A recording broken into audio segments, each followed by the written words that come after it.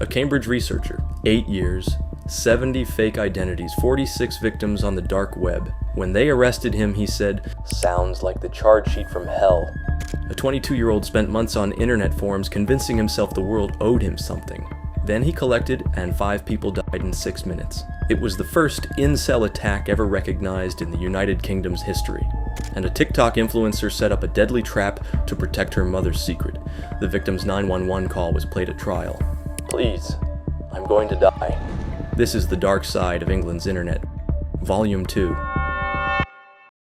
In June 2017, officers from the UK's National Crime Agency arrived at a researcher's office at the University of Birmingham. When they read him the charges, the man listened in silence. When they finished, he answered with 5 words, "Sounds like the charge sheet from hell." His name was Matthew Falder. He was 29 years old, a Cambridge graduate, a geophysics researcher, and for 8 years he had operated as one of the most prolific and most sadistic digital predators the British justice system had ever seen. Matthew Falder grew up in Knutsford, Cheshire, in an upper-middle-class family.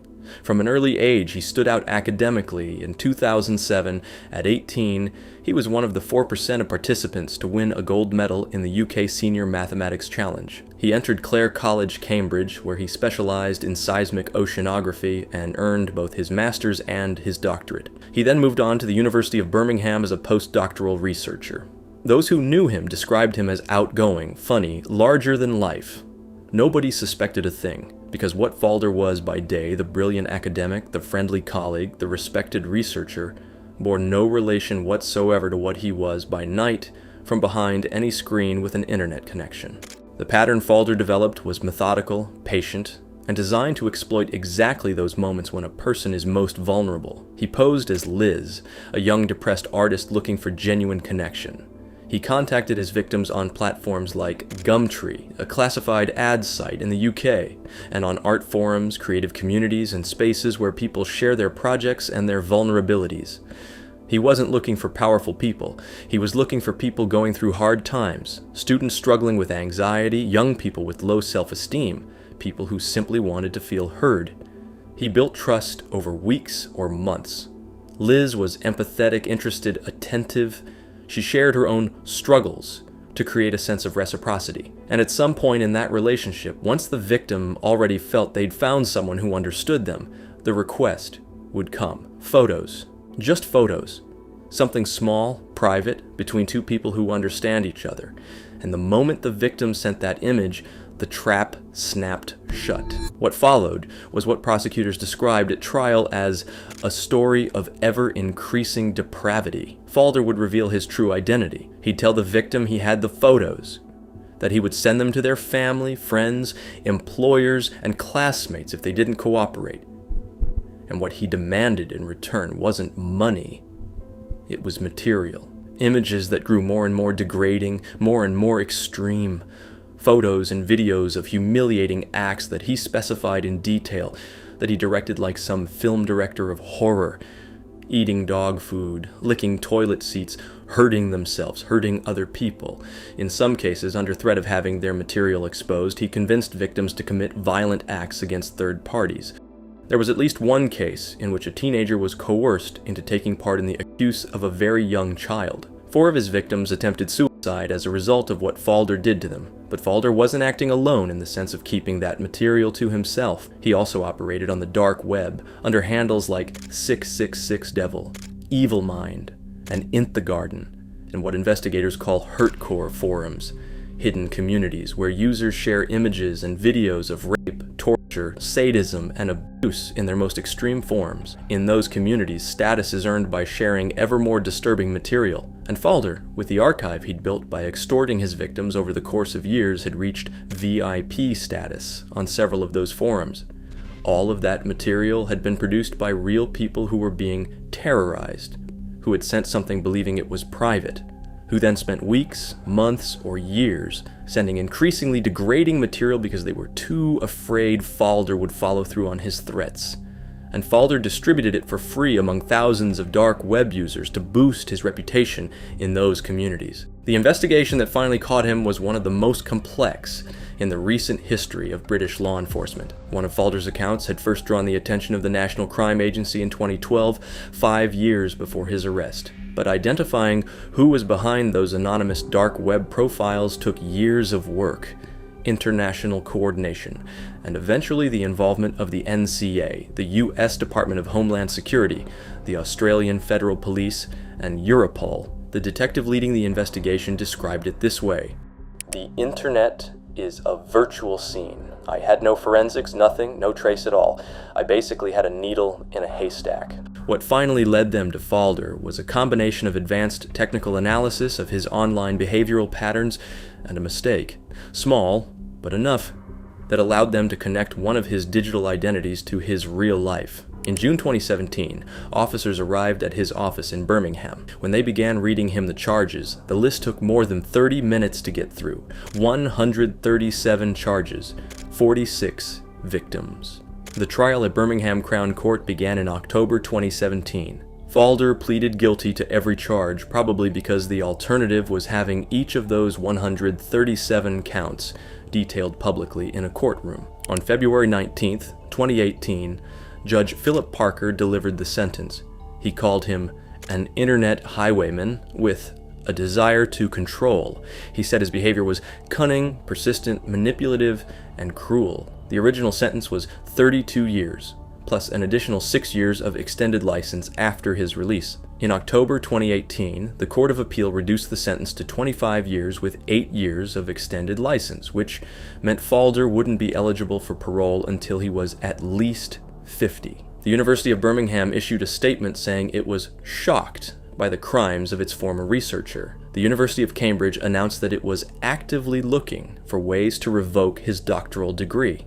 There's something about the Matthew Falder case that goes beyond the individual crimes, devastating as those are. It's the gap between what a person projects to the world and what they actually are. Falder wasn't a social outcast, a loner, someone who somehow looked off or gave visible warning signs. He was exactly the kind of person society tends to see as trustworthy, educated, successful, holding academic credentials of the highest order. And for 8 years, from behind a screen, he terrorized 46 people, probably more, since many victims never dared report it, using the very skills that had brought him academic success: patience, meticulousness, a capacity for long-term planning, and a deep understanding of how the systems he was trying to evade actually work. The judge in the case called him an internet highwayman. The image is precise. Falder waited at the points where people were most vulnerable, struck when he had the advantage, and vanished back into the shadows of the dark web until it was time to strike again. 4 of his victims attempted suicide. Others described feeling dirty, like used goods. Some said they'll never fully get past it. The lead detective on the case said something that sums up what Falder represents better than any analysis. "I have never come across an offender so technically skilled, so capable of staying hidden in the darkest corners of the dark web. This investigation represents a watershed moment." He isn't alone out there. He said that too. Our next case also involves someone who spent months building an ideology on the internet, but this time, not to extort anyone. This time, the rage he cultivated online ended on the streets of Plymouth, with 5 people dead, including a 3-year-old. I'm talking about the first incel attack ever recognized in the United Kingdom's history. There's another detail about the Falder case that deserves separate attention: the scale of the operation it took to catch him. The NCA worked on this for years. Not months, years. They had to coordinate with agencies across 3 continents. They had to build technical capabilities that didn't exist when they first started investigating him. The lead detective described the experience as unlike anything in his years on the job, not because the crimes were the most violent he'd ever seen, but because Falder's ability to hide on the dark web, rotate between identities, and leave no physical traces made him a completely different kind of target than any conventional criminal. That's part of Falder's story too. Not just what he did, but how hard he was to find. What it says about the current state of the internet as a criminal stage where someone skilled enough, patient enough, and willing enough to inhabit the darkest spaces of the network can operate for nearly a decade before being identified. The same tools the dark web offers to protect the privacy of activists and journalists in authoritarian countries are the same ones Falder used for 8 years to protect his identity, while he destroyed the lives of 46 people. That duality has no easy solution, but the Matthew Falder case illustrates it better than almost any other in the recent history of cybercrime. Falder is 35 today and is serving his sentence in a high-security prison in the United Kingdom. He won't be eligible for parole until he's 50. His victims are still carrying what he did to them. Some have said it publicly that they'll never fully get over it. That there are things that can't be undone. That the feeling of having been filmed, directed, distributed, of having been material for the consumption of thousands of strangers on the internet's darkest forums, doesn't go away with any sentence. Judge Parker said it too, looking at Falder as he handed down the sentence. You have caused lifelong psychological harm to people who were vulnerable and who deserved protection, not exploitation. The charge sheet from hell. His own words. In the previous case, we talked about a man who used the dark web for 8 years to build an extortion network targeting dozens of vulnerable people. A crime of control, of power, exercised from the distance of a screen.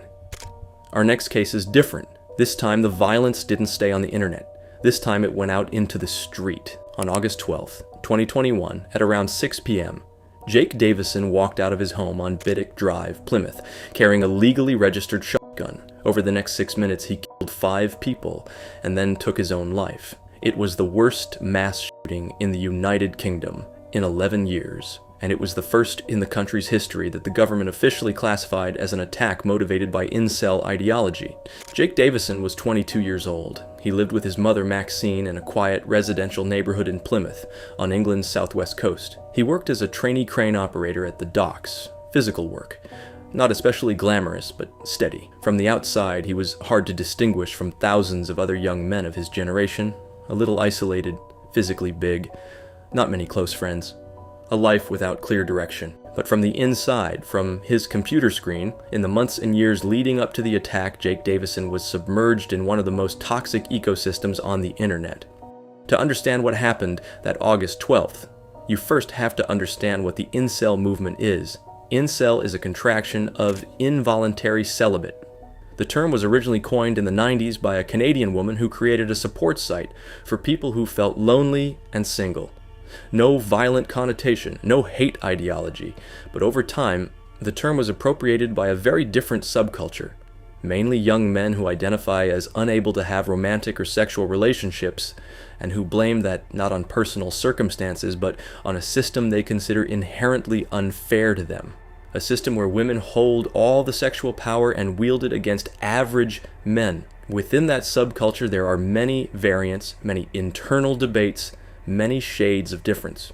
But in its most extreme expressions, the ones that populated the forums where Jake Davison spent his time, there's a central concept called the black pill. The black pill is the belief that a man's fate is irreversibly determined by his genetics and his physical appearance. That no matter how much work you put in, how hard you try, how much you improve, if you aren't genetically fit, you're condemned to eternal rejection, and that this condemnation isn't an accident but a design. Women, guided by their evolutionary instincts, will always choose the Chad, the physically superior man, and leave the average man with nothing. The logical result of that belief, taken to its extreme, is that there's no point in trying anything, that the system is a lie, that rage is the only honest response. Davison didn't explicitly identify as an incel in all of his posts. In a YouTube video published weeks before the attack, he said he didn't use that label. But he was completely immersed in that culture and that ideology. In the 3 months before the attack, he was active in multiple subreddits tied to that subculture. He posted photos of himself asking users to rate his looks, a common practice in those spaces, designed to either validate or destroy the self-esteem of whoever does it. He uploaded 8 videos to YouTube in the last month of his life. In one of the last videos posted 2 weeks before the attack, Davison appears speaking to the camera, visibly defeated.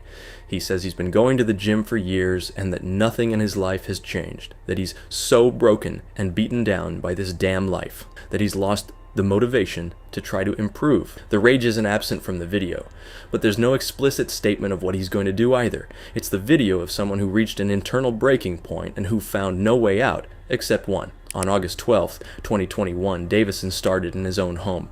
His first victim was his mother, Maxine, 51. He killed her at the Biddick Drive property before heading out into the street. Then he went out into the neighborhood. On the street, he shot Sophie Martin, 3, and her father, Lee Martin, 43. Both died. He kept walking and killed Stephen Washington, 59, in a nearby park. Then he shot Kate Shepard, 66, on another street. She died in the hospital. 6 minutes. 5 dead. Several more people injured. Then Jake Davison shot himself.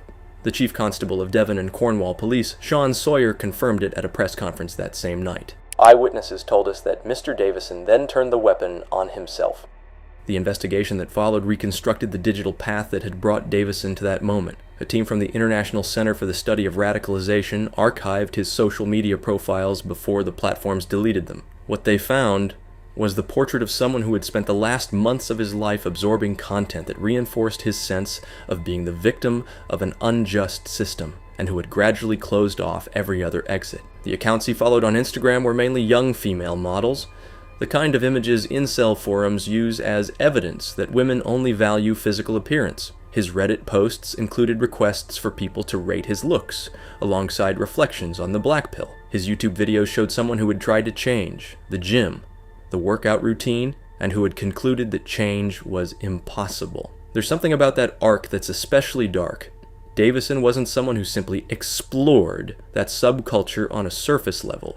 He absorbed it for months. He let it redefine how he saw the world, how he saw women, how he saw himself. And when that worldview arrived at its most extreme logical conclusion, that there was no future, that the system would never give him what he wanted, that rage was the only honest response, there was no voice from any other direction that could counter it. The British government opened a formal inquiry after the attack. In October 2022, Parliament's Intelligence and Security Committee published a report that officially acknowledged the Plymouth attack should be considered the first act of incel terrorism in the United Kingdom's history. That classification isn't a technicality.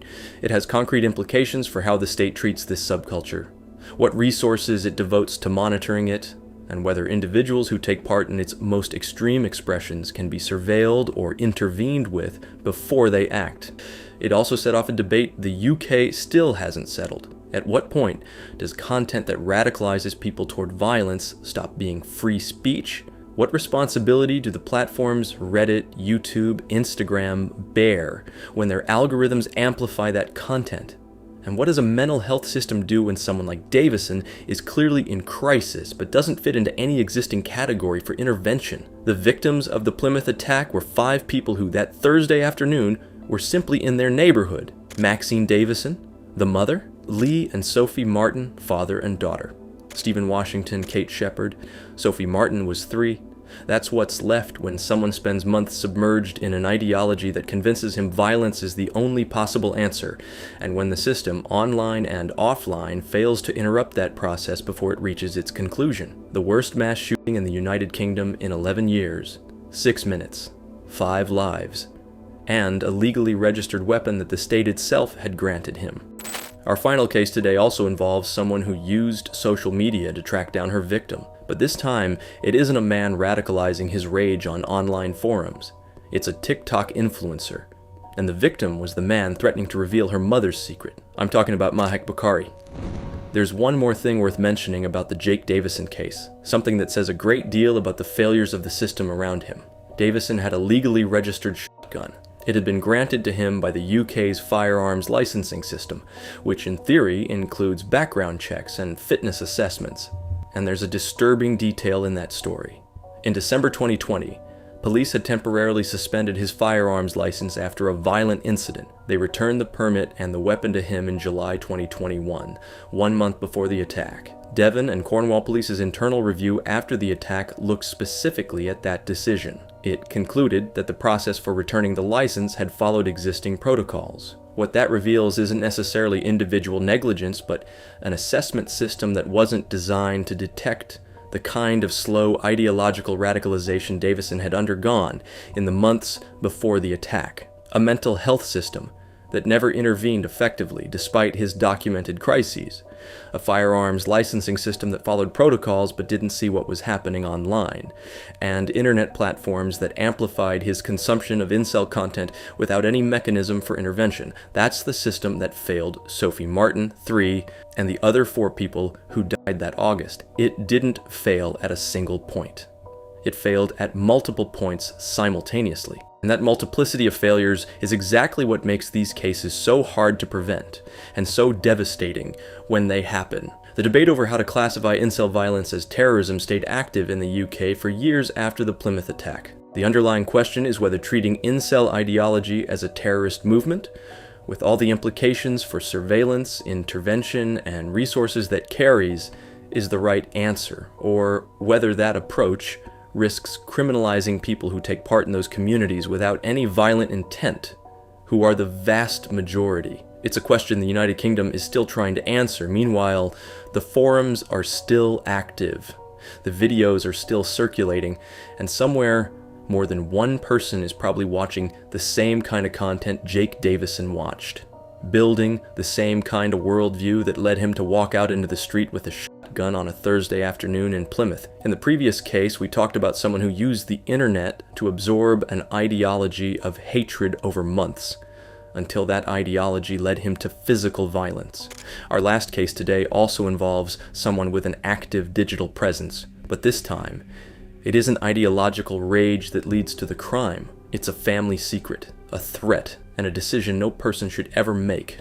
If you follow the influencer world in the United Kingdom, you've probably seen Mahek Bukhari at some point. She was born in New York to British Pakistani parents and grew up in Stoke-on-Trent in the English Midlands. She dropped out of a fashion degree at Manchester Metropolitan University to work full-time on social media, a decision her family initially didn't understand, but which over time resulted in an audience of tens of thousands of followers on TikTok and Instagram. Her content mixed fashion, lifestyle, and messages of empowerment for young British Asian women, a specific niche, a real community, a space she had built through genuine work. She talked about mental health, about balancing cultural expectations with modern life, about expressing yourself through clothes and creativity. The judge, who would sentence her in 2023, described her in completely different terms. He said her shallow fame as an influencer had made her utterly self-obsessed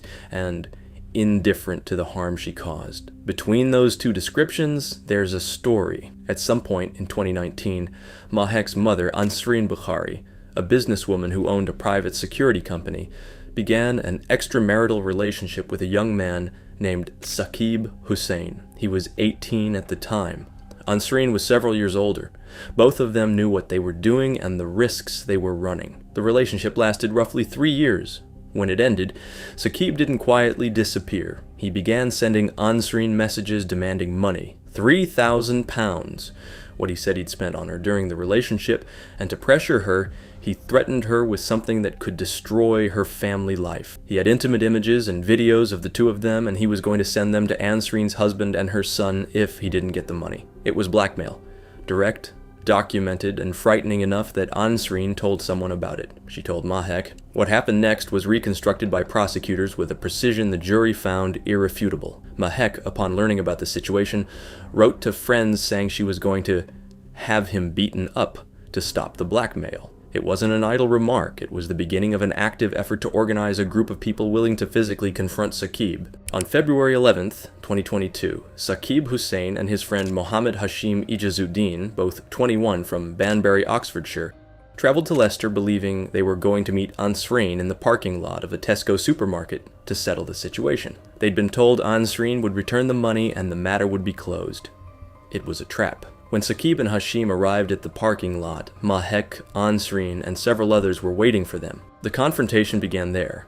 Saqib and Hashim tried to escape in their car, a Skoda, and the pursuit that followed was captured by traffic cameras on the A46 in Leicestershire. 2 vehicles from the Bukhari group chased the Skoda at more than 100 miles per hour. They deliberately rammed it multiple times. They forced it off the road. Saqib and Hashim's car flipped. Both died instantly. While this was happening, while the Skoda was being chased and rammed at high speed, Saqib Hussain called 999. His call was recorded and played for the jury during the trial. You can hear him on the recording, terrified, telling the emergency operator, "They're right behind. They're hitting the back of my car hard. Please, I'm begging you, I'm going to die." Then you hear a scream, and then nothing. That recording, more than any other element of the trial, defined how the case was perceived publicly in the United Kingdom. Police arrived at the crash scene and quickly connected the cars involved to the Bukharis. Officers' body cameras captured the moment they reached the family home hours after the crash, footage that was also used as evidence at trial. The proceedings lasted months. Mahek and Ansreen Bukhari, along with 4 other defendants, were tried at Leicester Crown Court. On August 4th, 2023, the jury delivered its verdict. Mahek Bukhari, guilty on 2 counts of murder. Ansreen Bukhari, guilty on 2 counts of murder. On September 1st, 2023, Judge Timothy Spencer KC handed down the sentence. Addressing Mahek, he said her shallow fame as an influencer had made her utterly self-obsessed and oblivious to the harm she caused. He sentenced her to life imprisonment with a minimum of 31 years and 8 months before she'd be eligible for parole. Ansreen received a minimum of 26 years. When the sentence was read out, Mahek cried. She blew a kiss to her father in the courtroom and told him she loved him. The case generated enormous media coverage in the United Kingdom. ITV produced a documentary called TikTok Murder Gone Viral that became one of the channel's most watched. The story of an influencer with tens of thousands of followers, convicted of a double murder committed to protect her mother's secret, had exactly the elements that generate mass attention. But in October 2025, the case took a new turn. The Court of Appeal agreed to review Mahek's sentence. Her lawyers argued that the judge hadn't given enough weight to her young age and lack of maturity at the time of the crime. They also argued that additional evidence about the level of blackmail Saqib was exerting against Ansreen, evidence that hadn't been fully reflected in the original sentence, should have resulted in a less severe term. The Crown prosecutor pushed back. The fact is that the defendant considered going to the police with her mother. Had they gone to the police, none of this would have happened. A conscious decision was made not to go to the police and to handle it another way. In October 2025, the Court of Appeal reduced Mahek's minimum term from 31 years to 26 years and 285 days, citing her youth and immaturity at the time of the events. The Mahek Bukhari case raises questions that don't have easy answers. On one hand, Saqib Hussein's blackmail was real, and it was documented. The threat to destroy Ansreen's family life was concrete. The suffering that situation caused the family was genuine. On the other hand, the decision they made, organizing a group of people to physically confront Saqib, luring him into a trap of a meeting, and then chasing him at high speed down a highway until it killed him, wasn't a split-second impulsive reaction. It was planned. It was coordinated. And it took the lives of 2 21-year-old men, including Mohammed Hashim Ijazuddin, who was Saqib's friend, and bore no responsibility whatsoever for the blackmail. The prosecutor said it plainly. There was another option. The police. The justice system, the path available to anyone facing blackmail. They chose not to take it. That's what the jury found, and what the sentence reflected. There's one final detail about this case that connects directly to the nature of this series. Social media wasn't the weapon of the crime in the Mahek Bukhari case. There was no fake profile, no digital extortion, no online radicalization. But social media was the stage where Mahek built a public identity, the empowered influencer, the role model for young women, that coexisted at the very same time with private messages where she was organizing a physical assault on someone. And when the trial exposed that contradiction publicly, when the name Mahek Bukhari stopped being associated with fashion content and started being associated with a double homicide, the distance between the online identity and the offline reality was laid bare in the most brutal way possible. That's the dark side of England's internet. Volume 2. Which case hit you the hardest? What country would you like me to cover in my next video? Take care.